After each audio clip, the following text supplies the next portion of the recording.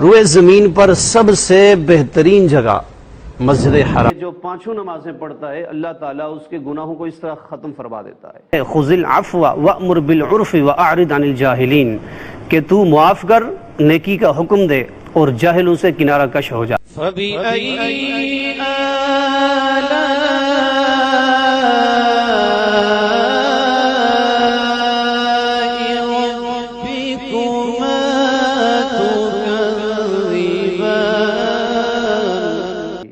کہتے ہیں نا قرآن کا قاری کوئی ایسا نہ ملے گا.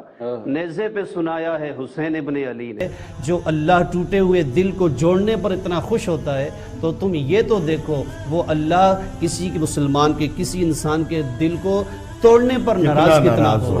چنگے بندے دی صحبت یار جیویں دکان اتارا، سودا بھاویں لئیے نہ لئیے ہلے آن ہزارا. تے برے بندے دی صحبت یارو جیویں دکان لوہارا، کپڑے بھاویں کج کج بہیے چنگاں پین ہزارا. کہ جس نے اپنی جان کو اپنے نفس کو پہچان لیا اس نے اپنے رب کو پہچان لیا.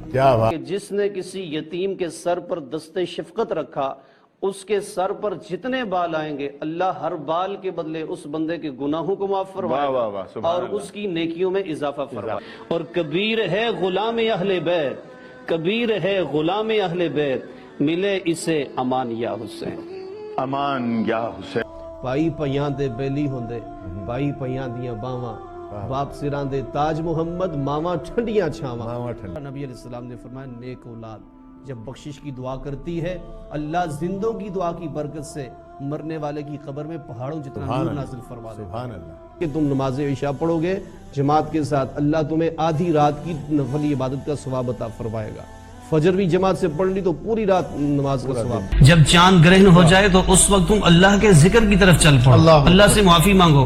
اس سے نہ تو کوئی حیات کا اس کے ساتھ تعلق ہے اور نہ ہی کسی کی ممات کا اس کے ساتھ تعلق. اسی زبان کے ذریعے بندہ جھوٹ بول کر اپنے معاشرے کا بیڑا غرق کر دیتا ہے اور اسی زبان کے ذریعے بندہ سچ بول کر معاشرے کے اندر سکون قائم کرتا ہے. حضور نے ارشاد فرمایا کہ اگر کوئی اپنے ماں باپ کے چہرے پہ یوں دیکھے کہ اس کے ماں باپ اسے دیکھ کر خوش ہو جائیں اللہ اسے مقبول حج کا ثواب عطا فرماتا ہے. نبی کے ہونٹوں کی برکت ہے، ہونٹوں کی برکت ہے کہ سرکار کے ہونٹوں کے ساتھ جو پانی مس ہو گئے وہ دنیا و ما فیہا سے بہتر ہے.